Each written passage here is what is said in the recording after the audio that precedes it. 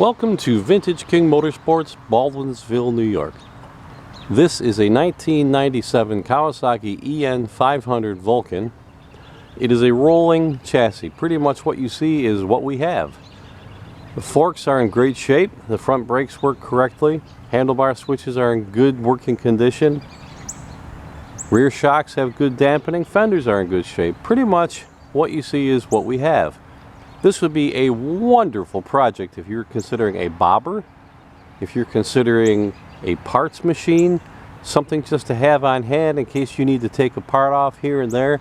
Also, folks, remember, this bike not only is a rolling chassis, but it is a rolling chassis with a title, a clean title. Folks, you don't get that very often. With these old bikes, typically, you do not get a title. This one does have a clean title. So remember, Vintage King Motorsports, when quality and price matter most.